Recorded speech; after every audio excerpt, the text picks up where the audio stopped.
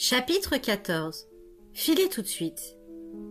Je te ferai la même chose si tu ne fermes pas ton foutu clapet, menaça Lizzie, et elle dévala l'escalier. Elle passa devant moi, tenant sous son bras la fillette secouée de sanglots déchirants. C'était une gamine maigrichonne qui n'avait pas plus de 6 ans. D'un coup, la colère me prit. Je courus derrière Lizzie, la saisis par le bras et l'obligeai à s'arrêter. « Tu n'avais pas besoin de tuer la mère. Les choses sont déjà assez moches comme ça, tu ne crois pas ?» Lizzie me jeta un regard furieux. Si elle avait eu les mains libres, elle m'aurait giflé. Ma propre audace me faisait trembler de frayeur. J'avais osé lui lancer des reproches à la figure. Nous nous étions parfois disputés, mais je ne m'étais jamais opposée à elle aussi vertement. « Mêle-toi de tes affaires, petite !» aboya-t-elle. « La mère n'est pas morte. Je lui ai lancé un simple sort d'endormissement. À moins qu'elle se soit brisé le cou en tombant, ça lui apprendra à être aussi grasse. » Sur ces mots, elle se dégagea et repartit à grands pas, la gamine en pleurs coincée sous son bras. Je désirais vraiment venir en aide à cette petite fille. Si Lizzie s'arrêtait pour dormir, j'aurais peut-être une chance d'intervenir, ce que je risquais de payer très cher, car sa magie était redoutable. De toute façon, elle ne prendrait aucun repos avant d'avoir regagné le repère des sorcières d'eau. Bâtir des hypothèses ne servait donc à rien. Il y avait un beau tollé dans le village, au matin, si la mère s'était remise des effets de l'endormissement. Au cas où elle serait cassé le cou, des heures, peut-être même des jours, s'écouleraient avant que les voisins ne découvrent son corps et constatent la disparition de la fillette. Cela dit, les sorcières étaient en train d'enlever d'autres enfants, et on ne tarderait pas à traquer les ravisseurs. Tout homme en âge de tenir une arme se mettrait en chasse, et même si le moulin était loin, Arkwright, l'épouvanteur, serait vite averti. Il fouillerait tout le secteur. Je savais que Lizzie cherchait à atteindre le plus vite possible le refuge dissimulé par magie. Nous y parvînmes bien avant l'aube, et le camouflage était toujours aussi parfait. Lizzie renifla, jura. Elle étudia la position des étoiles et les détails du paysage pendant une bonne heure, de plus en plus énervée. J'espérais qu'elle me confierait l'enfant. J'aurais pu faire mine de trébucher et lui donner une chance de s'échapper. Mais Lizzie ne lâcha pas sa proie. Finalement, revenant sur ses pas, elle retrouva le bon endroit. L'air miroita et la maison apparut. Betsy nous accueillit sur le seuil. Grimaçant un sourire, elle nous invita à entrer. Tandis que nous la suivions dans l'escalier de la cave, j'entendis les plaintes déchirantes de plusieurs enfants, une cacophonie de cris de détresse. Le spectacle qui s'offrit à nous me serra le cœur. Une dizaine de cages, conçues pour enfermer des enfants et non des skelets, étaient alignées dans ce sous-sol lugubre. 4 d'entre elles étaient occupées. L'un des petits prisonniers semblait endormi ou inconscient. Les 3 autres hurlaient de terreur. Tous étaient couverts de vases, et l'un d'eux, un garçonnet à qui il manquait 2 dents, était trempé. Quant aux skelets, il y en avait 6 à présent. Ils fixaient avidement leur future proie en se tortillant. « Donne-la-moi » ordonna Betsy Gratton. Lizzie obéit sans protester. La grosse femme tint la fillette hoquetante à bout de bras. « Maigriotte, mais c'est mieux que rien. Il va falloir l'engraisser un peu. » Elle la jeta dans une cage dont elle ferma le loquet. « Nous n'avons que 5 enfants sur 7, fit remarquer Lizzie.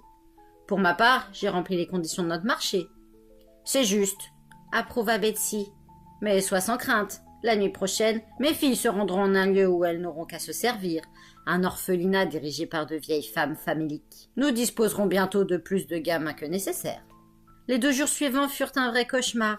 Lizzie et Betsy s'entendaient comme larrons en foire et caquetaient dans la pièce du haut en buvant du vin. Pendant ce temps, je devais effectuer toutes les corvées, la pire étant de surveiller les enfants enlevés, dont le nombre s'élevait maintenant à 13. Je ne voulais pas les regarder, je ne voulais pas voir leur détresse.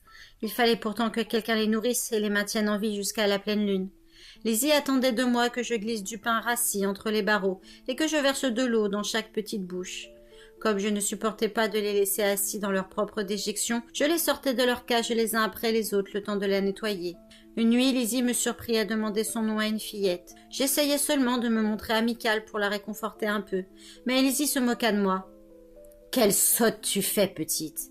me siffla-t-elle à l'oreille, en adressant à la gamine un sourire trompeur. « À quoi te sert de connaître leurs noms? Ils seront bientôt morts. Révise plutôt tes formules. » Néanmoins, une fois Lizzie partie, je continuais. Je laissais également les enfants se dégourdir les jambes quelques minutes de temps en temps. La plupart sanglotaient et reniflaient en jetant des regards épouvantés vers les cages des skelets. Le dernier soir, avant le sacrifice, je débarbouillais la fillette que Lizzie avait enlevée. Elle ne cessait de répéter « Maman est morte, elle l'a tuée. Elle l'a frappée et elle l'a tuée. » Ces plaintes me brisaient le cœur. « Elle n'est pas morte, » lui assurai-je d'une voix aussi douce que possible. « Ce n'était qu'un sortilège pour l'endormir. Elle est réveillée maintenant. Ne t'inquiète pas, ta maman va bien. Sa tête a cogné très fort quand elle est tombée. Du sang a coulé de son oreille. Je l'ai vue. Elle va se remettre. Elle est forte, ta maman. Ce n'est pas un choc à la tête qui suffira à la tuer, insistai-je en lui prenant les mains. En dépit de ces paroles réconfortantes, je commençais à me demander si la mère n'était pas vraiment morte. Je n'aimais pas cette histoire de sang lui coulant de l'oreille.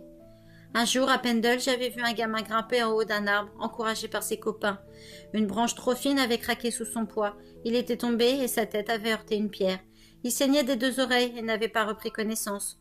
On l'avait transporté chez lui et il était mort peu de temps après. Mais si maman s'est fait très mal et ne peut plus marcher, elle mourra de soif. Elle est peut-être en train de mourir. Là-dessus, la petite m'échappa et courut vers l'escalier. Je la rattrapai avant qu'elle ait atteint la première marche. Heureusement, sinon, qu'est-ce que j'aurais pris? Je la ramenai dans sa cage, hurlant et se débattant, et verrouillai la porte. « Comment t'appelles-tu » demandai-je encore une fois quand elle se fut calmée. « Émilie » répondit-elle en reniflant.